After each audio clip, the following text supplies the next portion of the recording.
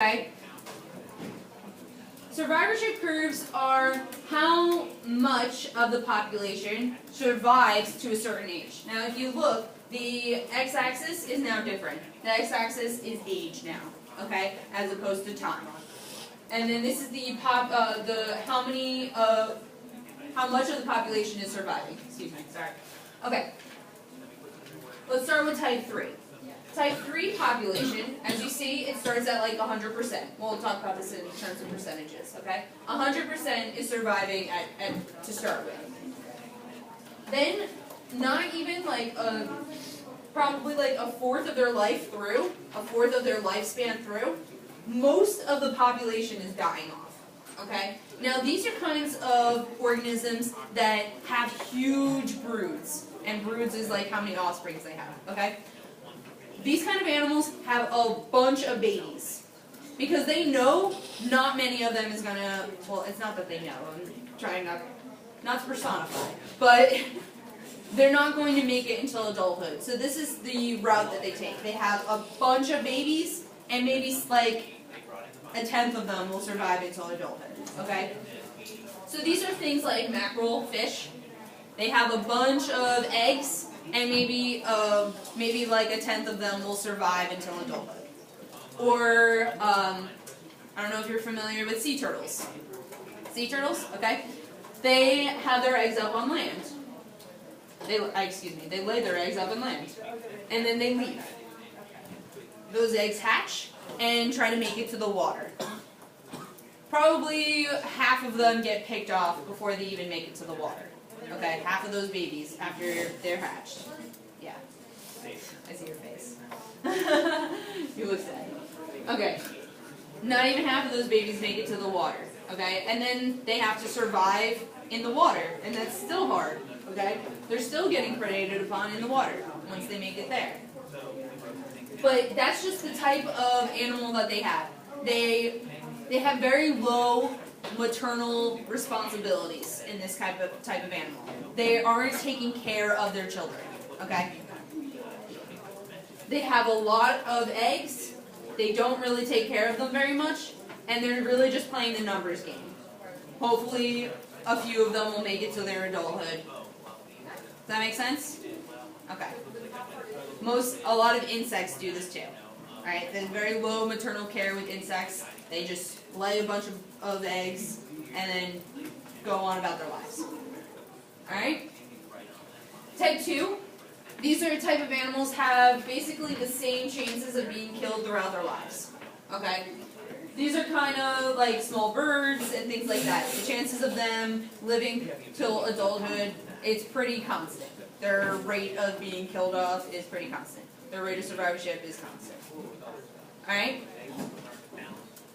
The maternal investment here is intermediate. So like birds, they lay their eggs and they will watch over their young until they can basically fly. And then they go off on their own. Okay? There isn't a whole lot of maternal care, but there is some. And then type 1. Type 1 has the longest maternal care. Okay? Elephants, for example, their gestational period, I'm pretty sure, is like 14 or 15 months, something ridiculous like that. And then they take care of their young for years. It's a very high maternal care. Those are type 1, okay? They put in a lot of energy and investment into making sure that their babies survive, okay? And as you can see, it pays off. Their survivorship goes into old age, and then it starts declining after old age. So they invest more, and they get more out of it per individual. Okay, so per child that they have, they're getting those children are getting longer lives. So which type are we? It should be pretty obvious at this point. What type are we? Type 2? No. Type 3. Type 1. Why? Because you take different care for a longer time, and you have to invest more in study or get more out of stuff. Yeah, exactly. Think about it. We put 9 months into having you, And then we put like 18 years into making sure you can survive. That's ridiculous, okay? Get a job. No, I'm just kidding. Alright? We invest a lot of time and energy into making sure our children survive. Yeah. Thank you. Go home, thank your parents. Okay, so we're type 1, okay? And that's not the same in all countries, okay?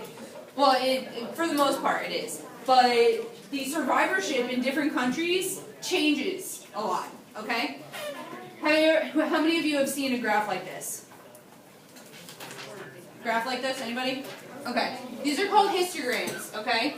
And it's basically a snapshot in time. This is how many individuals lived in 2012 in Japan.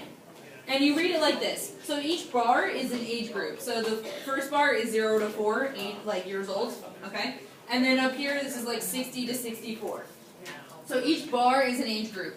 And it shows how many in millions the population is. Wait, how On the 64?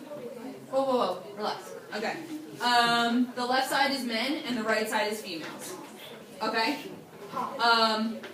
You don't understand this? Okay, you do? Okay, you good? Alright.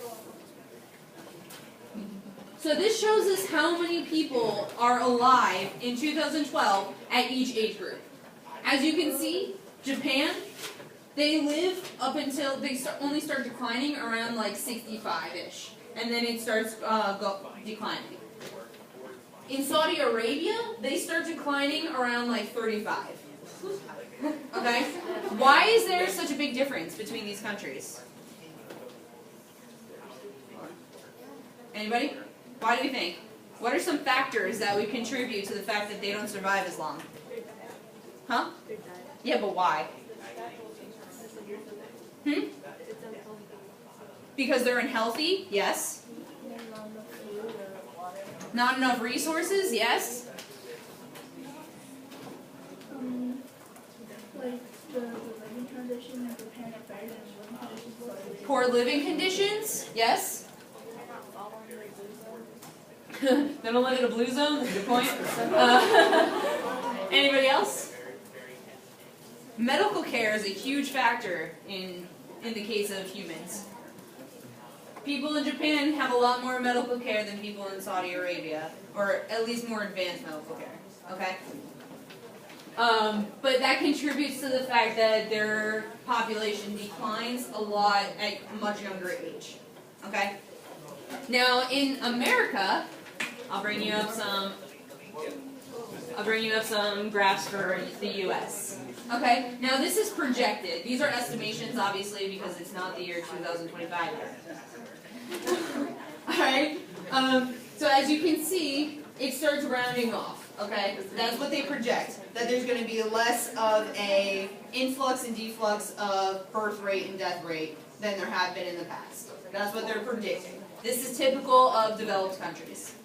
Non-developed countries, like you saw, like Saudi Arabia and other countries that don't have as much advanced medical care, like Ethiopia and things like that, they're not going to have a graph that looks like this. They're going to have one that's very steep, okay, because the death rate is much greater at a much younger age. Okay, so what happens here? Why it's like jutting out like this? What is going on there? Yeah. Infant mortality? Well, okay, this is around, they're probably like 30 and 40 here. So, the numbers, during like 1990, there was the largest population in the age bracket of like 30 to 40. We'll go with that, sure. Any ideas? What happened there? Why does it increase in that age group? Anybody? Other than Anna? Anybody? Yeah? People were healthier for a less amount of time. Think of history, okay? What happened? Yes. Wasn't it like the baby boomers? The baby boomers, exactly. After people came home from war, and remember, this is just in the U.S. When people came home from war, they started having a lot more babies. and that generation was called the baby boomers. This is the influx of birth rate during that time period. Alright, and then as you can see, 10 years later, it moves up a bracket, okay? So now they're in this age group. Does that make sense? Okay? Ooh, juice. Okay, whatever. Don't worry, I was done anyway. I forget that it's touchscreen sometimes. Alright, immigration and emigration. This is a really simple concept. When an individual in a population leaves their home population, we'll call it, and goes to a different population, they're emigrating from their home population, they're leaving their home population, and they're moving into a new population. So they're immigrating into that population. Okay? I have a little mini tutorial that I can play for you guys if y'all are interested. Immigration. When an organism enters a new community, increases the amount of genetic diversity found in the community. Don't worry about The genetic new diversity right organism now. provides food for its predators in the new community and utilizes food resources of its own. Emigration. When an organism leaves a community, organisms of the same type will have more food available to them. Predators will have less food due to the loss of a prey organism. Reduces the amount of genetic diversity found in a community. Okay. This individual is leaving this population. Alright? And it is flying and going to this population. And it is immigrating into this population. Okay? We'll get into genetic diversity when we get into genetics. So don't worry about that right now. Alright. Do I have any questions so far? Questions, comments, concerns? Alright. This is the end of my slides. However, I have this awesome video. And yeah, see? It's even labeled awesome video. Alright. This is really good, and it goes over a lot of the things that I just talked about.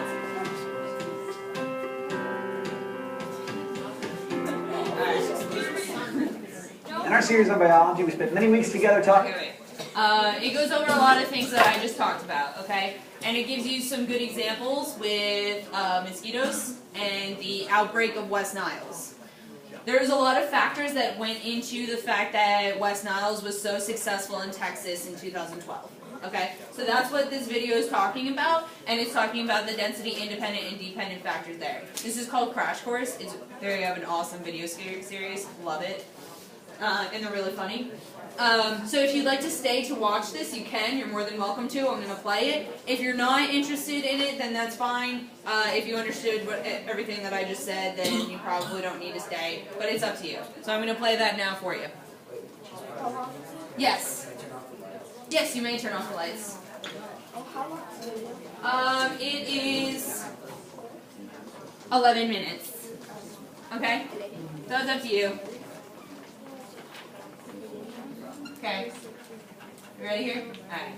Talking about the physiology of animals and plants and how cells work together to make tissues, to make organs, to make organ systems, to make us the hunks of meat and vegetables that we are. And understanding the whole organism is important to know what's going on at all those levels. And the same is true for ecology. Only instead of zooming in and out on different levels within a living thing, we can zoom in and out on the Earth. Depending on the power of the magnification, we can understand a whole range of things about our planet. For instance, we can look at groups within a species and how they live together in one geographic area. That's population ecology. There's also community ecology, where you look at groups of different organisms living together and figure out how they influence each other. And then the most zoomed out we get is ecosystem ecology, the study of how all living and non-living things interact within an entire ecosystem. So let's start by zooming in with population ecology, the study of groups within a species that interact mostly with each other, to understand why these populations are different in one time and place than they are in another. How, you may be asking yourself, is that in any way useful to anyone ever? Well, it's actually super useful to everybody always. Let's look, for instance, at the outbreak of West Nile virus that struck Dallas, Texas in the summer of 2012.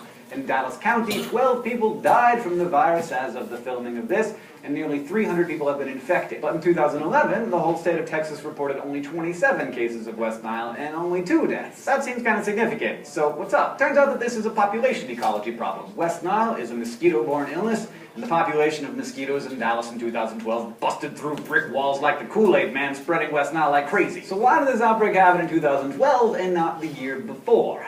And why did it happen in Texas and not in New Jersey? The answer is population ecology.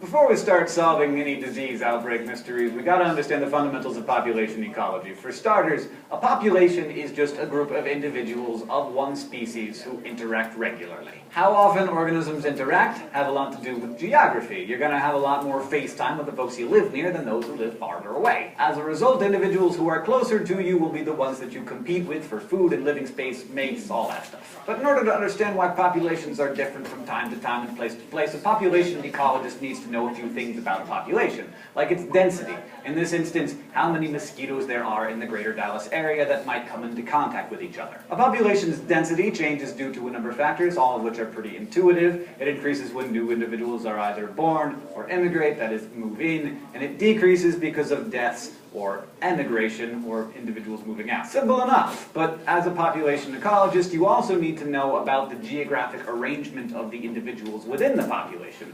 This is their dispersion. Like, are the mosquitoes all clumped together? Are they evenly spaced across the county? Is there some kind of random spacing? The answer to these questions gives scientists a snapshot of a population at any given moment.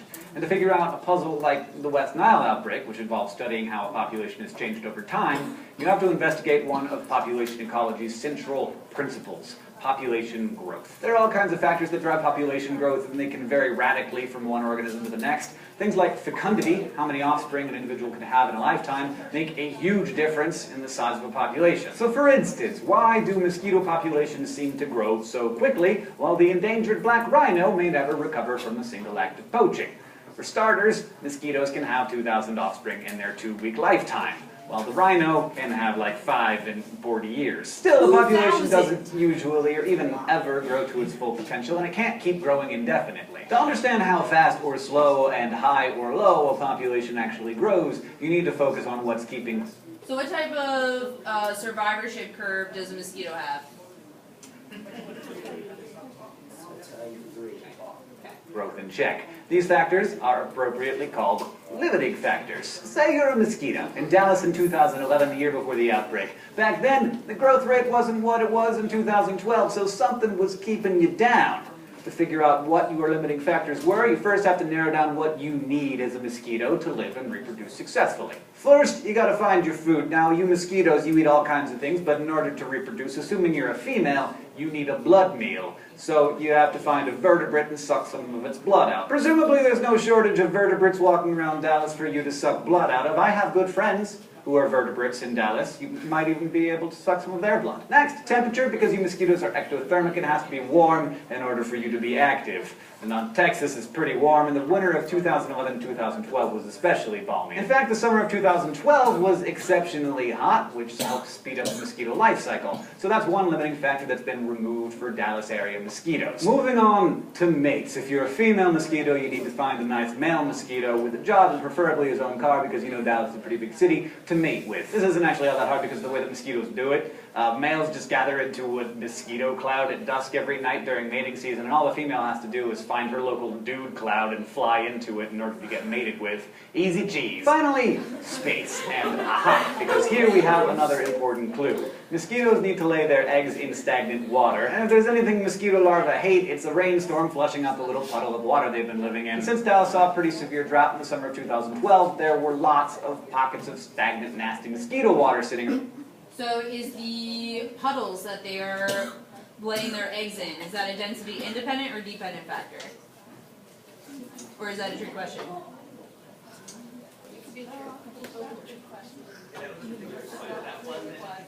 Yeah? What?